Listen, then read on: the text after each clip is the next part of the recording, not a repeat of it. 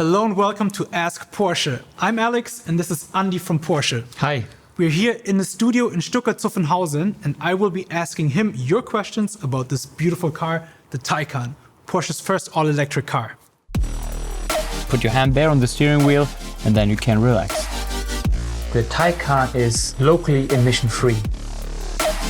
This is how I get the skis in the car.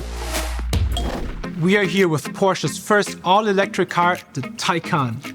The question is about hydrogen though, and I'm sure many people are curious to hear what our expert Andy has to say. So I will read you the question.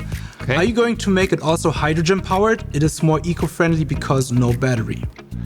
No, because Porsche powertrain strategy is focusing clearly on three pillars.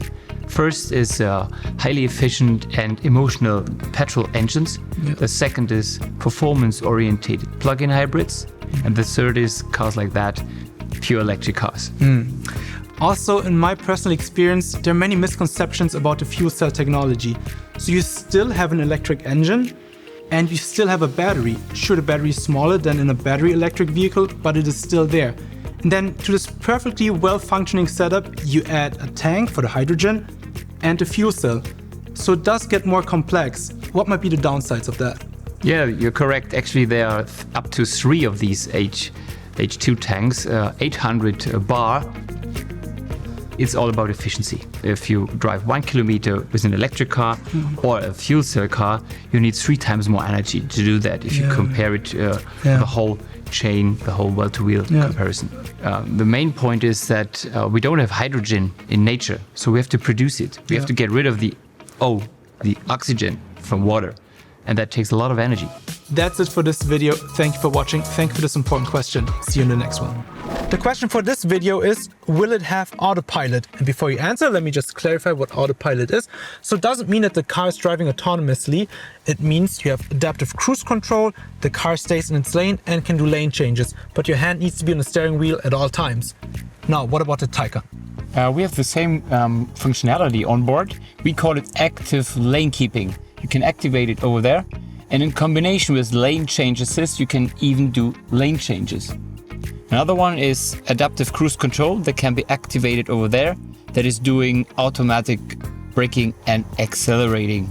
Usually when you're in a Porsche, you want to do the driving yourself, but maybe you're stuck in traffic or you are on a long road trip, then it's good to have this help from the car. How would you say the driving experience changes?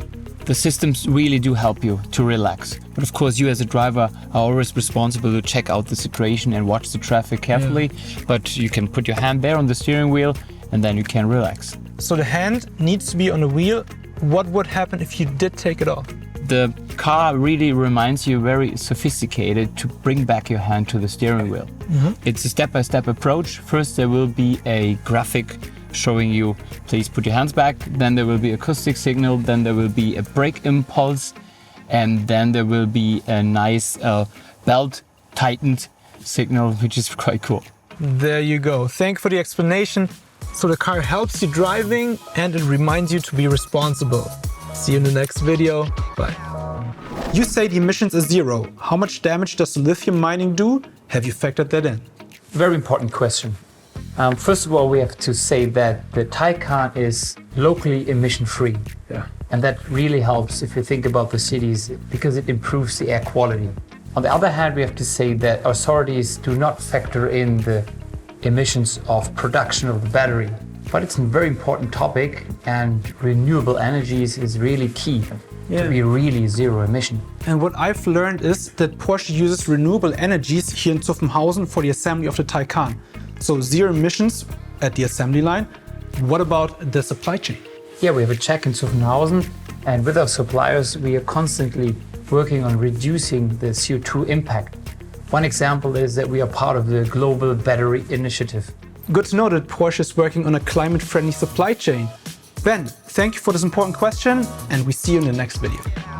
Hey Andy, do you like skiing? Yes, of course I do. So do I, and so does Axel Lund-Svindal, two-time Olympic champion. There's a video of him where he drives his Taycan up the mountain to go skiing. Dietmar watched that video and commented, "Hey Axel, how did you get the skis in the car? By the way, great car." So Axel, can you do me the favor? Can you do the demonstration? Hi Alex, hello Andreas. Sure, nothing easier than that.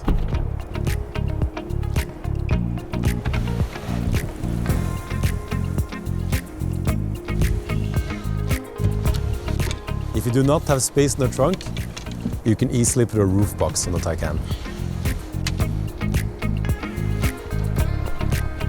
This is how I get the skis in the car. I hope that was helpful. And by the way, great question, Dietmar. Voila.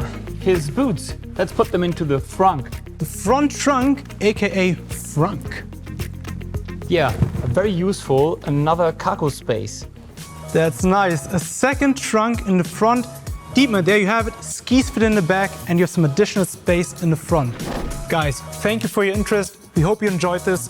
Goodbye for now from Stuttgart-Zuffenhausen.